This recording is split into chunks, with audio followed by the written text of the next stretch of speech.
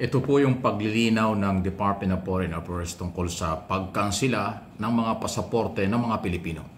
Ayon kay Assistant Secretary Angelica Escalona, ayan, si Asik Escalona pala, siya pala yung spokesperson ng Department of Foreign Affairs.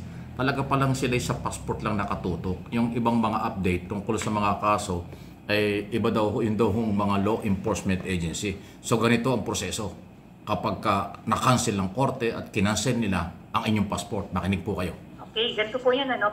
Pag kinancel po yung passport, nire-report po namin unang-una sa Bureau of Immigration natin at pangalawa sa Philippine Center on Transnational Crime. Opo. Yung PCCC po, siya yung parang Interpol office natin sa Pilipinas. At sila naman po ang nagre-report nito sa Interpol, sa International, at nalalagay ito sa alert system nila sa all international border control. Kaya pag mabiyahe siya sa mga airport, mapaplas yung kanyang pasaporte. Ayun. So, limitado na po ang galaw niya. Correct. Yan na yun. Pagkanselado na po yung Hindi pasaporte. ka na makakagalaw. Opo. Kinakausap ba ng DFA and Dutch government para makatulong na mapauwi po si Harry Roque sa Pilipinas?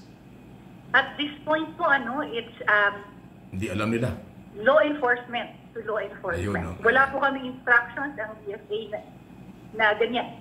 Opo. Ang sa amin po, ang instructions pa lang ay i-cancel ang passport.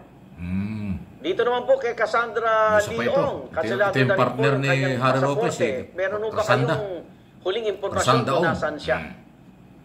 Wala pa po kaming confirmed information. Opo. Pero kanselado na rin po yung kanyang pasaporte. Opo, sabay po yun na kinansela nung kay Opo. Mr. Roque. Ayun. Yun lang ang yung kung yung mapapansin, masyadong limitado pala yung authority nila.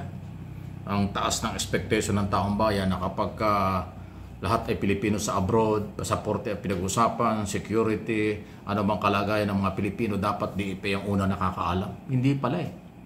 Akala ko ba under the law, ang number one na obligasyon ng Department of Foreign Affairs through ambassador at saka consulate office ay yung proteksyon, kalagayan ng mga Pilipino. Ay dito sa sinasabi ni Asik Escalona, Asik medyo review baka sumabit ka rito. Ang sinasabi mo parang hanggang passport lang ang inyong nagiging karapatan. Pag kinansela, ipapatupad lang yung cancellation, wala na kayong pakalam kung ano iba. Eh tinatanong ano ang status nito mga taong ito? Harry Roque at saka si Cassandra. Ang nakakaalam daw dyan ay yung law enforcement agency. Bakit ganon? Di ba ang DFA ang merong obligasyon, kapabilidad at koneksyon para makipag-ugnayan sa ibang mga bansa?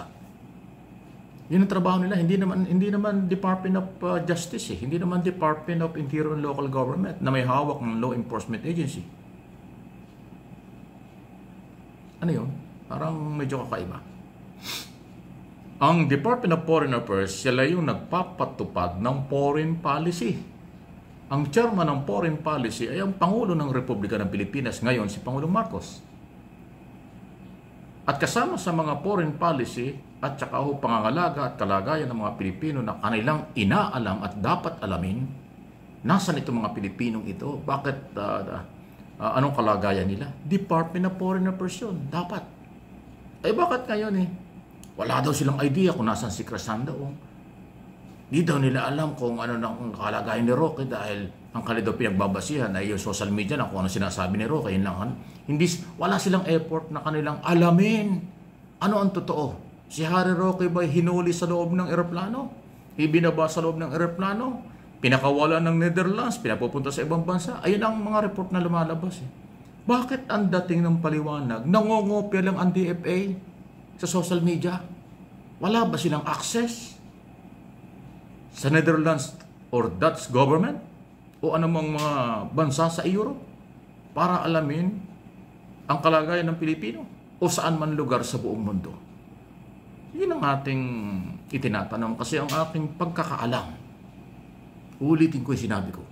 Ang DFA, ang mandato ng Department of Foreign Affairs, sila ang mangangalaga, sila ang lalapitan ng lahat ng Pilipino sa abroad, nagbabakasyon, OFW, or nakatira doon na mayroong pamilya na pero Pilipino pa rin. DFA, Embassy, Consulate Office ang sila kong dapat na lapitan.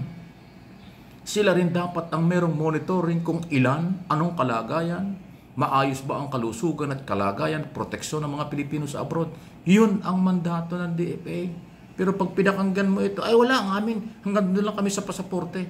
Na-cancel na, so ipatutupad namin yung cancellation, ganun lang.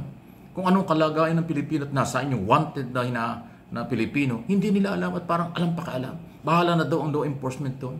Ano yun? Wow!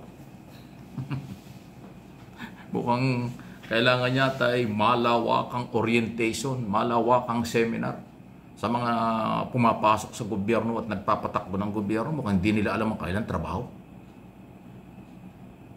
Dapat yata ay magkaroon ng orientation sa Department of Foreign Affairs para yung kailang mga tao dyan, alam nila kung anong responsibilidad nila sa mga Pilipino sa abroad.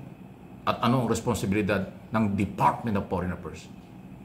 Iba yan kaysa sa Department of Justice, iba yan kaysa sa Department of Interior and Local Government. Pero kung iaasa mo lang sa law enforcement agency ang kalagayan ng mga Pilipino sa abroad na may mga kaso dito sa Pilipinas, malabo yun. Kasi wala namang opisina ang Justice Department at saka ang Department of Interior and Local Government sa abroad. Ang merong opisina sa abroad ay yung mga ambassador, mga consulate office. Eh di sila yung dapat puntahan at sila yung dapat nangangalaga at umaalam at inaalam. Ano ang kalagayan ng mga wanted na Pilipino sa abroad? Ano ang kalagayan ng mga Pilipinong kung ano man ang kailang buhay dyan? Di ba? Wow! Hindi man tayo nagmamagaling pero mukhang maraming sablay. Mukhang maraming dapat ituro. Mukhang maraming nasa gobyerno hindi alam ang trabaho. Mukhang may mga nasa gobyerno di ko alam kung bakit nakarating sa gobyerno ang responsibilidad at kaalaman mo kang limitado. Saan pupulutin? Anong mangyayari sa Pilipino kung ganito? Kaya pala yung mga Pilipino sa abroad laging biktima o nagiging biktima ng karahasan, hindi nila alam kung paano sila mabibigyan ng hustisya. Kasi yung DFA, ganito lang pala ang alam. Ganito lang pala ang magagawa nila. Wow! Lahat ng Pilipino nasa abroad, magsumikap kayo.